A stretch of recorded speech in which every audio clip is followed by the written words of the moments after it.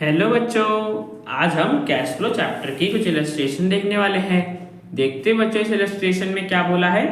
तो हमें एक कंपनी की बैलेंस शीट दे रखी है, उसके बेसिस पे हमें कैश फ्लो स्टेटमेंट बनाना है। देखते हैं बच्चों, सबसे पहले इक्विटी एंड लायबिलिटीज में हमारे पास शेयर होल्डर्स फंड्स है, जिसके अंदर शेयर कैपिटल है और रिजर्व इन सरप्लस है। इसके बाद नॉन करंट लायबिलिटीज में हमारे पास लॉन्ग टर्म बोरिंग्स में 9% डिवेंचर्स है। उसके बाद बच्चों नेक्स्ट सेटिंग करंट लायबिलिटीज की है, जिसमें शॉर्ट टर्म बोरिंग्स में 9% डिवेंचर्स हैं, करंट मैच्योरिटीज ऑफ लॉन्ग टर्म डेब्ट के। उसके बाद शॉर्ट टर्म प्रोविजंस भी हैं। एसेट साइड में बच्चों सबसे पहले हमारे पास नॉन करंट एसेट्स है, जिसमें प्रॉपर्टी प्लांट एंड इक्विपमेंट में मशीनरी है, और उसके बाद नॉन करंट इन्वेस्टमेंट्स हैं। उसके बाद हमारे पास करंट एसेट्स भी है, जिसमें इन्वेंट्री है, ट्रेड रिसीवेबल है, कैश एंड कैश इक्विवेलेंट्स है। इसके बाद बच्चों में नोट टू अकाउंट्स भी दे रखा है, जिसमें पहला नोट शेयर कैपिटल का है, जिसमें इक्विटी शेयर कैपिटल और 12% प्रेफरेंस शेयर कैपिटल का हमें बैलेंस बता रखे हैं। उसके बाद रिजर्व इन सरप्लस का नोट है, जिसमें जनरल रिजर्व है और सरप्लस का हमें बैलेंस बता रखा है 2023 का और 2022 का। इसके बाद शॉर्ट टर्म प्रोविजन का नोट है, जिसमें प्रोविजन फॉर टैक्स दे रखा है। उसके बाद हमें कोई एडिशनल इन्फॉर्मेशन भी दे रखा है। देखते हैं बच्चों, फर्स्ट पॉइंट में बता रखा है कि मशीनरी जिसकी कॉस्ट थी 1 लाख रुपीज, उस पर डेप्रिसिएशन चार्ज करा गया था 70,000 रुपीज का, उसे सोल्ड कर दिया गया 20% के प्रॉफिट पर बुक वैल्यू पे। ठीक है बच्चों। उसके बाद डेप्रिसिएशन में बता रखा है कि during the total depreciation charge करी गई थी 70,000 रुपीज। सेकेंड पॉइंट में बच्चों बता रखे कि प्रेफरेंस शेयर्स को रिडीम कर लिया गया था पार पे, मतलब फेस वैल्यू पे 31 मार्च 2023 को। थर्ड पॉइंट में बच्चों बता रखा है कि इक्विटी शेयर्स को इश्यू करा गया था 1 अप्रैल 2022 को, और जो डिवेंचर्स रिडीम करे गए होंगे वो 1 जनवरी 2023 को रिडीम करे गए होंगे। इसके बाद बच्चों फोर्थ पॉइंट में बता रखा है कि कंपनी ने डिक्लेयर और पे करा इंटरिम डिविडेंड इक्विटी शेयर्स पे 40 रुपीज पर शेयर के हिसाब से जनरल रिजर्व से पे करा गया था इंटरिम डिविडेंड। उसके बाद बता रखा है कि फाइनल डिविडेंड कंपनी ने प्रपोज नहीं करा है इक्विटी शेयर्स पे। फिफ्थ पॉइंट बच्चों बता रहा है कि नॉन करंट इन्वेस्टमेंट जिनकी कॉस्ट से 60,000 रुपीज, उन्हें सोल्ड कर दिया गया था 20% के प्रॉफिट पर। और लास्ट पॉइंट में बता रखा है कि इनकम टैक्स 45,000 रुपीज का प्रोवाइड करा गया था। अब बच्चों हमें कैश फ्लो स्टेटमेंट बनाना है। तो सबसे पहले बच्चों अपना cash flow from operating activities calculate करते हैं ना। उसमें बच्चों फर्स्ट स्टेप क्या आता है, net profit before tax and extraordinary item निकालना। उसमें वो बच्चों कैसे निकालते हैं, हम सबसे पहले सरप्लस का डिफरेंस निकालते हैं। अब देखो बच्चों, हमारे पास सरप्लस का ओपनिंग बैलेंस दे रखा था 50,000 माइनस का था, ब्रैकेट लगा रखे हैं ना बच्चों, और जो हमारे पास क्लोजिंग बैलेंस है वो है 1,15,000। अब डिफरेंस निकालने के लिए हम क्लोजिंग में से ओपनिंग वाले को माइनस कर देंगे। तो देखो बच्चों, वर्किंग नोट पे कर लेते हैं। हमारे पास डिफरेंस कितना आ जाएगा, 1,65,000 का। अब याद करो बच्चों, इसमें ऐड क्या क्या करते थे, अगर हमने कोई अमाउंट जनरल रिजर्व में ट्रांसफर करा हो, या प्रोविजन क्रिएट करी हो टैक्स के लिए, या हमने डिविडेंड पे करा हो। देखते हैं बच्चों, सबसे पहले हमारे पास जनरल रिजर्व भी दे रखा था ना, जिसका बच्चों देखो ओपनिंग बैलेंस 3,75,000 है और क्लोजिंग बैलेंस 1,35,000 है। तो यहाँ पे देखो बच्चों, जनरल रिजर्व हमारा डिक्रीज हो गया ना, मतलब हमने जनरल रिजर्व में तो कोई अमाउंट ट्रांसफर ही नहीं करा, ये तो बल्कि डिक्रीज हो चुका है, कम हो गया है। ठीक है बच्चों। अब इसके बाद देखो हमारे पास प्रोविजन फॉर टैक्स भी दे रखा था बच्चों। प्रोविजन फॉर टैक्स का हमें ओपनिंग और क्लोजिंग बैलेंस तो बता ही रखा था, साथ ही साथ बच्चों हमें यही बता रखा था ना कि कितने का इनकम टैक्स प्रोवाइड करा गया था, 45,000 रुपीज का। अब बच्चों प्रोवाइडेड का मतलब क्या हो गया, जो हमने अपने स्टेटमेंट ऑफ P&L में रिकॉर्ड करा होगा, मतलब हमने इतने की प्रोविजन क्रिएट करी होगी। अब जिस अमाउंट की बच्चों प्रोविजन क्रिएट करते हैं टैक्स के लिए, उसे हमें ऐड करना होता है ना, तो इसको बच्चों हम ऐड कर देते हैं। ने प्रोविजन क्रिएट करी हो करेंट ईयर की थी बच्चों टैक्स के लिए 45,000 रुपीज की, तो उसे हमने ऐड कर दिया। ठीक है बच्चों। अब इसके बाद डिविडेंड देख लेते हैं। तो बच्चों डिविडेंड के बारे में हमें बता रखा था ना, फोर्थ पॉइंट बच्चों क्या बताया था कि कंपनी ने इंटरिम डिविडेंड पे करा था इक्विटी शेयर्स पे 40 रुपीज पर शेयर से, पर बच्चों किससे पे करा था, जनरल रिजर्व से।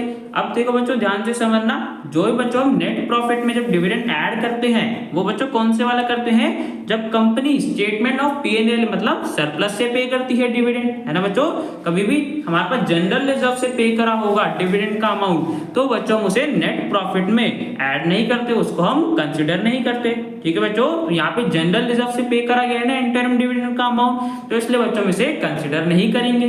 अगर यहाँ पे हमारे पास स्टेटमेंट ऑफ P&L या सरप्लस बोला होता तब बच्चों हम उसे कंसिडर करते, फिर हम उसे नेट प्रॉफिट में ऐड कर देते। ठीक है बच्चों, तो यहाँ पे जनरल रिजर्व बोला है इसलिए हम इस वाले इंटरिम डिविडेंड को ऐड नहीं करेंगे।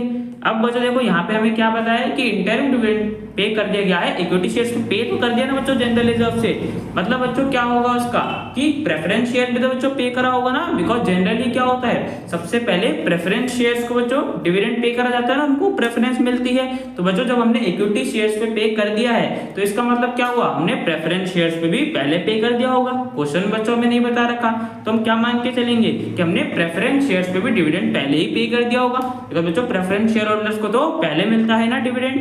तो यहाँ पे देखो जो इंटरिम डिविडेंड इक्विटी शेयर्स पे पे करा था वो बच्चों जनरल रिजर्व से करा था, और मैंने बताया था जनरल रिजर्व वाले को हम कंसिडर नहीं करते। बट यहाँ पे जो प्रेफरेंस शेयर्स पे डिविडेंड पे करा होगा वो बच्चों हम क्या मान के चलेंगे कि सरप्लस से ही पे करा होगा, तो बच्चों हम इसको कंसिडर करेंगे। ठीक है बच्चों, तो देखो प्रेफरेंस शेयर्स का हमारे पास रेट कितना दे रखा था, 12% था ना बच्चों, 12% प्रेफरेंस शेयर कैपिटल था, और ओपनिंग बैलेंस कितना था 2 लाख बच्चों 12% के हिसाब से डिविडेंड पे करा होगा ना प्रेफरेंस शेयर्स पे, 24,000 हो गया बच्चों। तो देखो प्रेफरेंस शेयर्स पे हमने कितना डिविडेंड पे करा, 24,000 उसे हमने ऐड कर दिया। एक बार बच्चों वापस देख लो, प्रेफरेंस शेयर्स का जो डिविडेंड था वो हमने ऐड क्यों करा, बिकॉज P&L से वो पे करा होगा। जो हमारे पास इक्विटी शेयर्स पे पे करा गया था वो जनरल रिजर्व से करा गया था, जिसे बच्चों हम कंसिडर नहीं करते नेट प्रॉफिट निकालते वक्त। ठीक है बच्चों, तो इसलिए हमने उसे ऐड नहीं करा, पे तो उन पे भी करा था पर उसे हम कंसिडर नहीं करेंगे। अब बच्चों यहाँ पे टोटल करेंगे तो हमारे पास net profit before tax and extraordinary item आ गया 2,34,000। तो यहाँ पे बच्चों हमारा स्टेप 1 कंप्लीट हो जाता है, हमने नेट प्रॉफिट कैलकुलेट कर लिया। अब इसके बाद बच्चों नेक्स्ट स्टेप क्या होता है, ऑपरेटिंग प्रॉफिट कैलकुलेट करना। वो बच्चों कैसे करते हैं, जब हम नेट प्रॉफिट में नॉन कैश और नॉन ऑपरेटिंग आइटम्स को एडजस्ट कर देते हैं तो हमारे पास ऑपरेटिंग प्रॉफिट आ जाता है ना।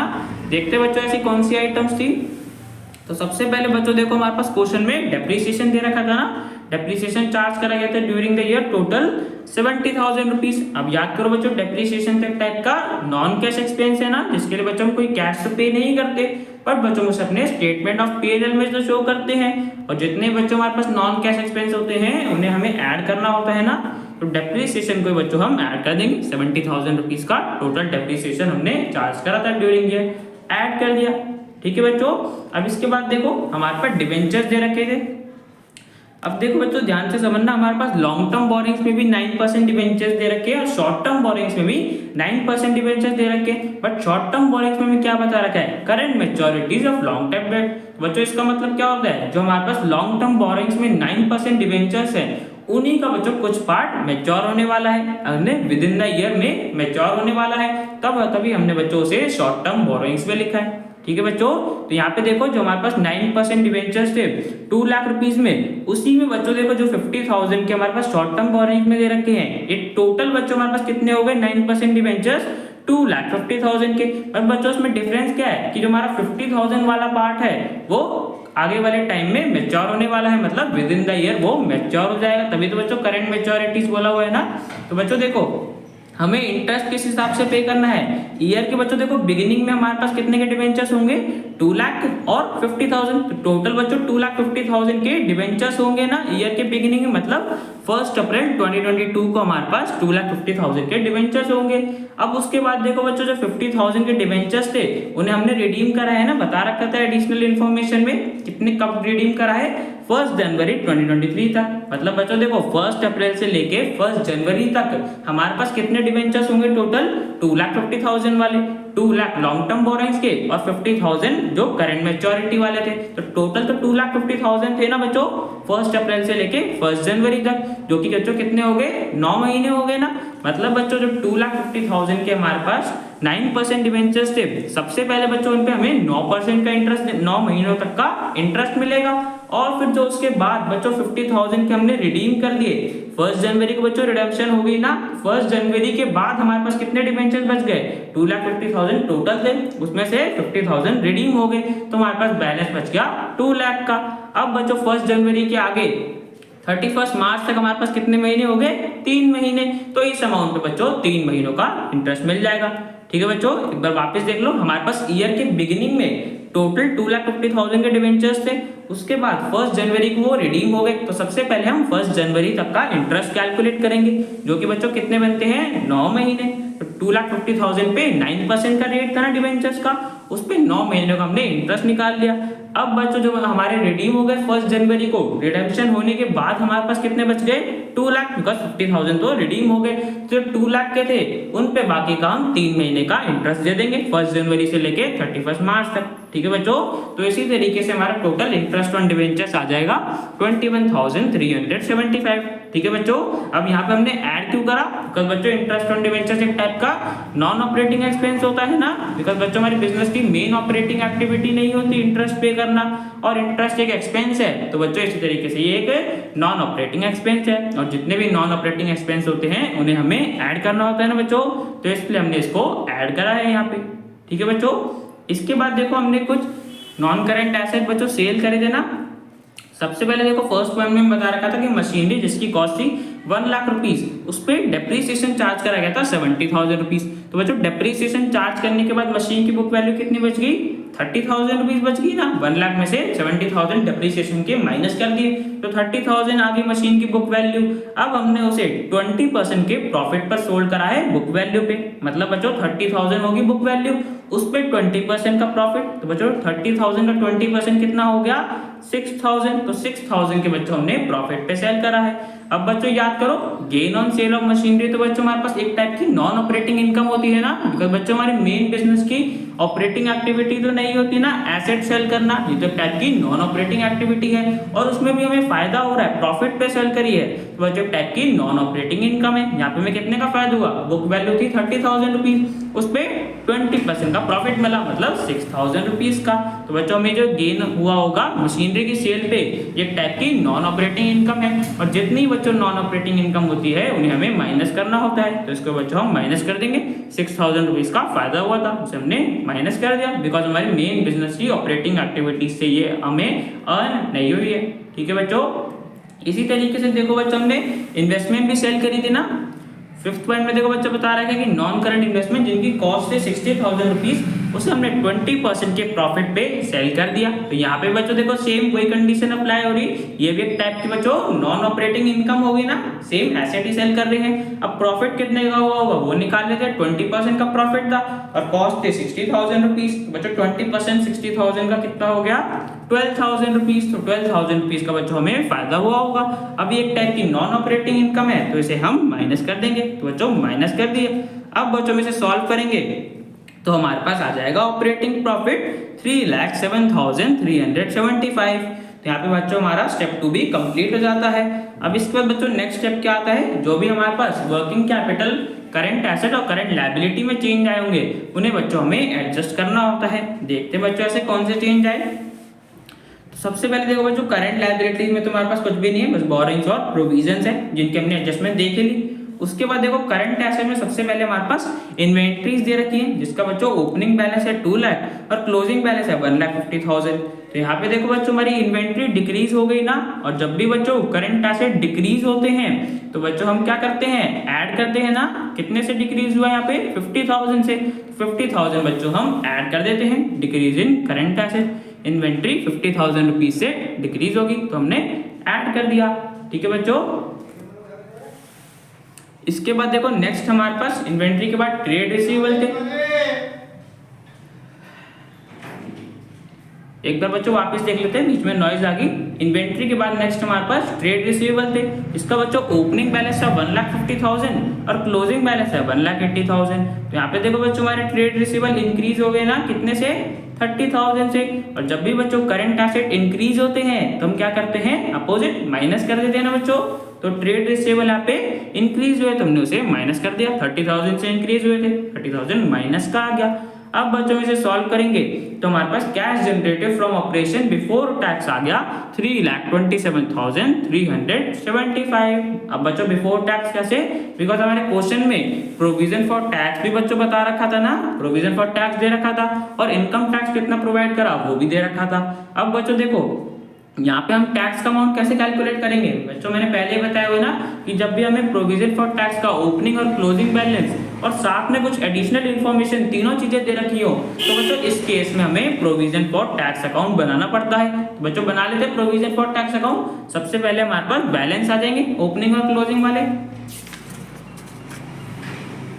तो बच्चों देखो प्रोविजन फॉर टैक्स का हमारे पास ओपनिंग बैलेंस आ गया क्रेडिट साइड में और क्लोजिंग बैलेंस आ गया डेबिट साइड में। अब देखो हमारे पास इनकम टैक्स हमने कितना प्रोवाइड करा था 45,000 की बच्चों प्रोविजन क्रिएट करी थी ना, मैंने बताया था वीडियो के स्टार्टिंग में कि 45,000 का इनकम टैक्स प्रोवाइडेड था, तो इतने की हमने प्रोविजन क्रिएट करी होगी। अब बच्चों प्रोविजन क्रिएट करी होगी तो प्रोविजन फॉर टैक्स अकाउंट को क्रेडिट करा होगा ना, क्रेडिट साइड में आ जाएगा, स्टेटमेंट ऑफ P&L में करी होगी तो 45,000 का वो आ गया। अब बच्चों हम टोटल करेंगे तो देखो हमारे पास क्रेडिट साइड का टोटल ज्यादा आ रहा है 70,000, डेबिट साइड का टोटल बच्चों कम आ रहा है, बैलेंस अमाउंट बच रहा है। अब बच्चों याद करो प्रोविजन फॉर टैक्स अकाउंट के हमारे पास डेबिट साइड में क्या आता है टैक्स पेड का अमाउंट। तो बच्चों कितना बैलेंस बच रहा है 20,000, तो ये बैलेंस किसका होगा टैक्स पेड का अमाउंट। तो आ गया टू बैंक अकाउंट, इतने का बच्चों हमने टैक्स पे करा होगा। बैलेंसिंग फिगर से हमें पता चल गया कितने का बच्चों 20,000 का, तो इतना हमने टैक्स पे करा है तो माइनस कर देंगे अपने कैश जनरेटेड से। तो देखो बच्चों ऑपरेशन से में कितना कैश जनरेट हुआ था 3,27,375। अब इसमें हमने 20,000 का टैक्स पे कर दिया तो बच्चों फाइनल आंसर हमारे पास कितना आ गया 3,07,375। तो बच्चों हमने ऑपरेटिंग एक्टिविटीज से कैश फ्लो कैलकुलेट कर लिया। अब इसके बाद बच्चों नेक्स्ट हमें इन्वेस्टिंग एक्टिविटी से करना है। तो बच्चों इन्वेस्टिंग एक्टिविटी के लिए अपने नॉन करंट एसेट देख लेते हैं ना बच्चों। तो नॉन करंट एसेट में देखो हमारे पास मशीनरी दे रखा था जिसका बच्चों देखो हमारे पास कुछ एडिशनल इन्फॉर्मेशन भी थी ना सेल से रिलेटेड, तो इसके लिए बच्चों बेटर रहेगा कि हम अपना मशीनरी अकाउंट बना लेते हैं। तो सबसे पहले देखो बच्चों मशीनरी अकाउंट में हमारे पास ओपनिंग और क्लोजिंग वाला बैलेंस आ जाएगा। तो देखो बच्चों मशीनरी अकाउंट का हमारे पास ओपनिंग बैलेंस आ गया डेबिट साइड में और क्लोजिंग बैलेंस आ गया क्रेडिट साइड में। अब देखते हैं हमारे पास क्वेश्चन में क्या बता रखा था। तो एडिशनल इन्फॉर्मेशन में देखो बच्चों फर्स्ट पॉइंट में बता रखा था मशीन जिसकी कॉस्ट थी 1 लाख रुपीज, उस पे डेप्रीसिएशन चार्ज करा गया था 70,000 रुपीज का। तो बच्चों सबसे पहले तो आ गया डेप्रीसिएशन, हमने चार्ज करा कितना 70,000 रुपीज। उसके बाद देखो बुक वैल्यू मशीन की कितनी बच गई हमने कैलकुलेट करी थी ना 30,000 रुपीज थी ना। 30,000 के मशीन को हमने 20% के प्रॉफिट पे सेल करा जो कि बच्चों कितना आया था 6,000। अब बच्चों देखो इन डिटेल्स को हम अपने मशीनरी अकाउंट में लिख लेते हैं। सॉरी बच्चों, तो देखो 30,000 की हमारे पास मशीन की बुक वैल्यू बच गई थी, उसको हमने 20% का प्रॉफिट कितना आया था 6,000 रुपीज। तो टोटल बच्चों हमने कितने में सेल करा 36,000 रुपीज में। तो क्रेडिट साइड में आ जाएगा बाय बैंक अकाउंट सेल 30,000 की मशीन की बुक वैल्यू और 6,000 का फायदा हुआ था। 36,000 में हमने टोटल सेल करा। अब बच्चों जो गेन ऑन सेल होता है उसको हम कहाँ शो करते हैं डेबिट साइड में, तो उसको भी शो कर देंगे gain on sale of machinery 6,000 rupees का हमें फायदा हुआ। ठीक है बच्चों, और जो डेप्रीसिएशन हमने चार्ज करी थी कितने की 70,000 रुपीज की चार्ज करी थी ना, वो भी आ जाएगा क्रेडिट साइड में बाय डेप्रीसिएशन अकाउंट 70,000। अब बच्चों अपना टोटल कर लेते हैं। तो देखो हमारे पास क्रेडिट साइड का टोटल ज्यादा आ रहा है 6,06,000, डेबिट साइड का टोटल बच्चों कम आ रहा है, बैलेंस बच रहा है। अब बच्चों मैंने पहले बताया हुआ है ना कि जब भी डेबिट साइड का टोटल कम आएगा बैलेंस बचेगा तो वो बच्चों बैलेंस होगा परचेज का। तो यहाँ पे देखो 3 लाख बैलेंस बच रहा है तो बच्चों बैलेंस होगा परचेज का, टू बैंक अकाउंट परचेज आ गया। तो इतने के बच्चों हमने और मशीनरी परचेज करी होगी। अब बच्चों देखो यहाँ से हमें मशीनरी अकाउंट से क्या पता चल गया कि बच्चों 36,000 में तो हमने मशीन की सेल करी थी जिससे बच्चों में कैश मिला होगा ना, और 3 लाख के हमने और मशीनरी परचेज करी थी जिससे बच्चों कैश का आउटफ्लो हुआ होगा।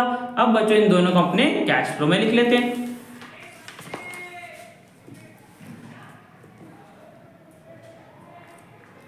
तो बच्चों देखो जो हमने मशीनरी परचेज करी होगी उससे कैश का आउटफ्लो हुआ होगा ना, तो उसे हम नेगेटिव से दिखा देंगे। कितने की हमने परचेज करी थी 3 लाख की, 3 लाख नेगेटिव का है तो इसलिए बच्चों हमने इसे ब्रैकेट लगा दिया बिकॉज कैश का आउटफ्लो हुआ था ना।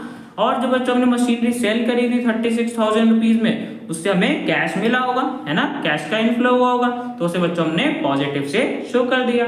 ठीक है बच्चों, इसके बाद देखो इसी तरीके से हमने इन्वेस्टमेंट भी सेल करी थी ना, नॉन करंट इन्वेस्टमेंट हमें दे रखी थी क्योंकि बच्चों हमने सेल करी थी, एडिशनल इन्फॉर्मेशन में बता रखा था।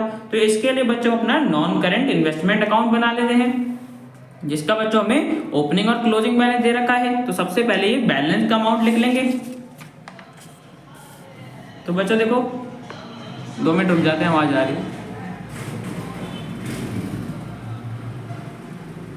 हाँ तो बच्चों देखो, नॉन करेंट इन्वेस्टमेंट अकाउंट हम बना रहे थे, जिसमें हमारे पास ओपनिंग बैलेंस कितना था, 1,40,000 डेबिट साइड में आ गया, और उसके बाद क्लोजिंग बैलेंस कितना था, 2 लाख, वो आ गया क्रेडिट साइड में। अब देखते हैं हमारे पास एडिशनल इन्फॉर्मेशन में क्या बता रखा था।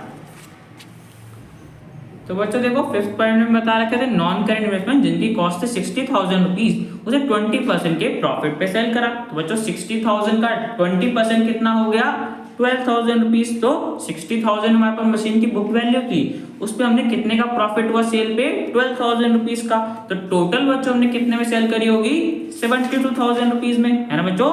60,000 उस पर 20% का प्रॉफिट, जो कि हो गया 12,000। तो टोटल 72,000 हमने सेल करी होगी। अब बच्चों सेल कर रहे हैं, क्रेडिट साइड में आ जाएगा ना, by bank account cell 72,000 rupees हमने सेल करी। अब बच्चों हम गेन को भी रिकॉर्ड करते हैं ना, तो गेन भी आ जाएगा डेबिट साइड में, gain on sale of investment. कितने का गेन हुआ था, 12,000 रुपीज का, वो आ गया। अब बच्चों हम अपना टोटल कर लेते हैं। तो बच्चों देखो, हमारे पास क्रेडिट साइड का टोटल ज्यादा आ रहा है, डेबिट साइड का टोटल बच्चों कम आ रहा है। तो सेम बच्चों वही जो बैलेंस बच रहा होगा डेबिट साइड में, वो बैलेंस किसका होगा, परचेज का। तो कितने का बैलेंस बच रहा है, 1,20,000। बच्चों ये हो गया बैलेंस परचेज का, टू बैंक अकाउंट परचेज, हमने इतने के परचेज करे होंगे, 1,20,000 के। ठीक है बच्चों, तो हमें यहाँ से नॉन करेंट इन्वेस्टमेंट अकाउंट से क्या क्या पता चल गया कि बच्चों 72,000 की हमने इन्वेस्टमेंट की सेल करी थी, जिससे बच्चों हमें कैश मिला होगा, है ना बच्चों। और 1,20,000 हमने परचेज करा था, जिससे बच्चों कैश का आउटफ्लो हुआ होगा ना। तो इसको बच्चों को अपने कैश फ्लो में लिख लेते हैं। सबसे पहले जब हमने परचेज करी नॉन करेंट इन्वेस्टमेंट, वो बच्चों नेगेटिव से शो कर देंगे, नेगेटिव का 1,20,000, तो ब्रैकेट लगा के हमने उसे शो कर दिया। ठीक है बच्चों, और जब हमने सेल करी थी नॉन करेंट इन्वेस्टमेंट की, उससे हमें कैश मिला होगा, तो 72,000 वो पॉजिटिव का हो गया बच्चों, 72,000 में सेल करी थी, तो कैश का इनफ्लो है, तो इसलिए हमने उसे पॉजिटिव से शो कर दिया। अब बच्चों हम इसका टोटल करेंगे, तो हमारे पास आंसर नेगेटिव का आ रहा है, 3,12,000। तो बच्चों हमारे पास इन्वेस्टिंग एक्टिविटीज में कितना कैश यूज हुआ है, 3,12,000। तो बच्चों हमने इन्वेस्टिंग एक्टिविटी से भी कैश फ्लो कैलकुलेट कर लिया। अब इसके बाद बच्चों हम अपना फाइनेंसिंग एक्टिविटीज से कैश फ्लो कैलकुलेट करना है ना। तो देखो बच्चों, फाइनेंसिंग एक्टिविटीज के लिए हम अपने शेयर कैपिटल और बोरोइंग्स देख लेते हैं। तो बच्चों देखो, शेयर कैपिटल में सबसे पहले हमारे पास इक्विटी शेयर कैपिटल था, जिसका बच्चों ओपनिंग बैलेंस है 3 लाख और क्लोजिंग बैलेंस है 6 लाख। तो यहाँ पे देखो बच्चों, हमारा शेयर कैपिटल इंक्रीज हो गया ना, मतलब हमने और शेयर इश्यू करे होंगे, और जब बच्चों शेयर इश्यू करे होंगे तो कैश रिसीव हुआ होगा ना हमें। तो कितने से इंक्रीज हुआ है, 3 लाख से। तो 3 लाख रुपीज का बच्चों हमें कैश मिला होगा, मतलब कैश का इनफ्लो हुआ है। तो बच्चों इसे हम पॉजिटिव से शो कर देंगे, cash proceed from issue of equity share. ठीक है बच्चों, इसके बाद देखो नेक्स्ट हमारे पास प्रेफरेंस शेयर्स भी थे, 12% प्रेफरेंस शेयर कैपिटल था, जिसका बच्चों ओपनिंग बैलेंस है 2 लाख और क्लोजिंग बैलेंस है 1 लाख। तो यहाँ पे देखो बच्चों, हमारा शेयर कैपिटल डिक्रीज हो गया ना, मतलब हमने प्रेफरेंस शेयर्स को रिडीम करा लिया होगा, बिकॉज हमारे पास एडिशनल इन्फॉर्मेशन बच्चों बता रखा था ना कि प्रेफरेंस शेयर्स को पार पे मतलब फेस वैल्यू पे रिडीम करा लिया गया था। तो देखो बच्चों, हमने कितने के रिडीम कराए, 1 लाख के, मतलब बच्चों 1 लाख की हमने पेमेंट कर दी होगी ना प्रेफरेंस शेयर होल्डर्स को, जिससे बच्चों क्या हुआ होगा, कैश का आउटफ्लो। तो नेगेटिव से शो कर देंगे, redemption of 12% preference shares, 1 lakh negative का था, तो हमने ब्रैकेट लगा दिया। ठीक है बच्चों, अब इसके बाद हम अपनी बोरोइंग्स देख लेते हैं। तो सबसे पहले देखो बच्चों, हमारे पास लॉन्ग टर्म बोरिंग्स में 9% डिबेंचर्स थे, जिनका देखो बच्चों कोई चेंज ही नहीं आया। ओपनिंग बैलेंस भी 2 लाख है और क्लोजिंग बैलेंस भी 2 लाख है, तो इसमें कोई भी चेंज नहीं आया। इसके बाद देखो शॉर्ट टर्म बोरिंग्स थी, जिसमें हमारे पास 9% डिबेंचर्स थे ना बच्चों, जो कि हमारे पास ईयर के बिगिनिंग में तो थे 50,000 रुपीज के, बट ड्यूरिंग देयर बच्चों वो रिडीम हो गए थे ना। हमने देखा था जब इंटरेस्ट कैलकुलेट करा था, 50,000 के रिडीम हो गए थे 1 जनवरी 2023 को। तो जब बच्चों ये रिडीम हुए होंगे तो हमने इनकी पेमेंट करी हुई ना बच्चों, तो 50,000 का कैश का बच्चों आउटफ्लो हुआ होगा, जो हमने डिवेंचर होल्डर्स को पेमेंट करी होगी, तो वो भी आ गया, रिडम्पशन ऑफ 9% डिवेंचर्स, 50,000 नेगेटिव का था बिकॉज कैश का आउटफ्लो हुआ। ठीक है बच्चों, अब इसके बाद देखो हमने डिविडेंड और इंटरेस्ट पे करा था ना। तो सबसे पहले देखो बच्चों, इन्हीं डिवेंचर्स पे हमने इंटरेस्ट भी कैलकुलेट करा था ना ऑपरेटिंग एक्टिविटी के टाइम पे। कितना आया था बच्चों, 21,375, इतना इंटरेस्ट पे करा था हमने 9% डिवेंचर्स पे। तो इससे बच्चों क्या हुआ होगा, कैश का आउटफ्लो हुआ होगा ना। इसे बच्चों हम नेगेटिव से शो करते हैं, payment of interest on debentures आ गया, 21,375 नेगेटिव का आ जाएगा बिकॉज कैश का आउटफ्लो हुआ। ठीक है बच्चों। अब इसके बाद देखो हमने डिविडेंड भी पे करा था ना इक्विटी शेयर्स पे भी और प्रेफरेंस शेयर्स भी, बट जो देखो बच्चों इक्विटी शेयर्स का डिविडेंड था उसे हमने ऑपरेटिंग एक्टिविटी में कंसिडर नहीं करा था बिकॉज वो जनरल रिजर्व से पे करा था। बट बच्चों देखो फाइनेंसिंग एक्टिविटी के केस के अंडर कुछ ऐसा इशू नहीं होता, बस डिविडेंड पे करा हो तो वो फाइनेंसिंग एक्टिविटी के अंडर आ जाता है। तो यहाँ पे बच्चों जो इक्विटी शेयर्स पे हमने डिविडेंड पे करा था उसको हमें कैलकुलेट करना पड़ेगा। तो देखो बच्चों कितना बोल रखा है 40 रुपीज पर शेयर का अमाउंट डिविडेंड पे करा गया था ना इक्विटी शेयर्स पे। तो देखो बच्चों हमारे पास कितने के शेयर्स थे, सबसे पहले बच्चों देखो हमारे पास इक्विटी शेयर कैपिटल बिगिनिंग में था 3 लाख रुपीस का। फिर उसके बाद देखो बच्चों हमने 3 लाख के शेयर्स इशू करे थे ना जो हमने अभी देखा था। अब देखो बच्चों शेयर्स कब इशू करे थे वो डेट हमें बता रखी थी 1 अप्रैल 2022 को। तो बच्चों 3 लाख के हमने और शेयर्स इशू करे और बच्चों कब करे ईयर के बिगिनिंग में। तो बच्चों ईयर के बिगिनिंग में टोटल हमारे पास कितने के शेयर्स हो गए 3 लाख के तो पहले से ही गए और 3 लाख हमने ईयर के फर्स्ट डे पे और इशू कर दिए। तो टोटल बच्चों हमारे पास 6 लाख हो गए ना। अब 6 लाख पे देखो बच्चों हमारे पास एक शेयर कितने का होगा 100 रुपीज का होगा ना बच्चों, 100 रुपीज का एक शेयर होगा। तो बच्चों नंबर ऑफ शेयर्स हमारे पास टोटल कितने थे 6 लाख को 100 से डिवाइड कर देंगे तो बच्चों कितना आ जाएगा 6000 टोटल नंबर ऑफ शेयर्स थे। अब उस पे बच्चों 40 रुपीज पर शेयर का डिविडेंड कंपनी ने डिक्लेयर करा ना। तो बच्चों 6000 शेयर्स पे 40 रुपीज पर शेयर कितना हो जाता है 2,40,000 रुपीज। तो इतने का बच्चों हमने इक्विटी शेयर्स पे डिविडेंड इंटरिम डिविडेंड पे करा था। ठीक है बच्चों 6000 शेयर्स आए थे और उस पर 40 रुपीज पर शेयर कंपनी ने डिक्लेयर करा, टोटल 2,40,000 पे करा। अब बच्चों कैश का आउटफ्लो है तो इसे हम ब्रैकेट लगा के शो कर देंगे। ठीक है बच्चों अब इसके बाद हमने प्रेफरेंस शेयर्स पे भी डिविडेंड पे करा था ना जो तो बच्चों हमने कैलकुलेट भी करा था 12% रेट था और 2 लाख उनका ओपनिंग कैपिटल था। तो टोटल 24,000 रुपीज का हमने इंटरेस्ट पे करा था। तो इतने का बच्चों ये भी सिमिलरली कैश का आउटफ्लो है तो इसे हम ब्रैकेट लगा के शो कर देंगे। अब बच्चों में सॉल्व करेंगे तो हमारे पास cash flow from financing activities आ गया माइनस का 1,35,375। अब बच्चों नेगेटिव में आया आंसर तो कैश यूज हुआ होगा फाइनेंसिंग एक्टिविटीज में। तो बच्चों हमने फाइनेंसिंग एक्टिविटी से भी कैश फ्लो कैलकुलेट कर लिया। अब इसके बाद बच्चों फोर्थ स्टेप क्या होता है जो भी हमारे पास तीनों एक्टिविटीज का कैश फ्लो आया होता है उसे हमें ऐड करना होता है। देखते बच्चों ऑपरेटिंग एक्टिविटीज से आया था 3,07,375 ऐड कर देंगे। इसके बाद देखो इन्वेस्टिंग एक्टिविटीज में हमारे पास नेगेटिव का था मतलब कैश यूज हुआ था कितने का 3,12,000 का कैश यूज हुआ था। और उसके बाद फाइनेंसिंग एक्टिविटी में भी हमारे पास कैश यूज हुआ था। तीनों अमाउंट को बच्चों हमने ऐड करा तो हमारे पास माइनस का अमाउंट आ रहा है। वैसे तो बच्चों नेट इंक्रीज हम कैलकुलेट करते हैं ना बट यहाँ पे नेगेटिव में आंसर आ रहा है तो इस बार बच्चों net decrease in cash equivalents आ गया हमारे पास 1,40,000 तीनों के कैश फ्लो को ऐड करने के बाद। अब बच्चों देखो नेट डिक्रीज आ गया। अब इसके बाद नेक्स्ट स्टेप क्या होता है जो भी हमारे पास कैश एंड कैश इक्विवेलेंट्स का ओपनिंग बैलेंस होता है उसे बच्चों हम ऐड कर देते हैं नेट इंक्रीज या डिक्रीज में। तो यहाँ पे देखो बच्चों हमारे पास कैश एंड कैश इक्विवेलेंट्स का ओपनिंग बैलेंस कितना था 3,10,000। इसे बच्चों में ऐड करना है अपने नेट डिक्रीज में जो कि बच्चों हमने पहले ही कैलकुलेट करा था ना माइनस का 1,40,000 आया था। अगर बच्चों इन दोनों का टोटल हमारे पास closing cash and cash equivalents के इक्वल आ जाता है तो यहाँ पे बच्चों हमारी कैश फ्लो स्टेटमेंट कंप्लीट हो जाती है। देखते बच्चों देखो हमारे पास इन्हें सॉल्व करने पे कितना आंसर आ रहा है 1,70,000। अब देखते हैं closing cash and cash equivalents का टोटल। तो देखो बच्चों उनका भी क्लोजिंग बैलेंस कितना आ रहा है 1,70,000। तो यहाँ पे देखो बच्चों हमारा टोटल इक्वल आ रहा है और यहाँ पे बच्चों कैश फ्लो स्टेटमेंट हमारी कंप्लीट हो जाती है। तो बच्चों क्वेश्चन हमारा कंप्लीट हो गया। अब मिलते हैं नेक्स्ट वीडियो में।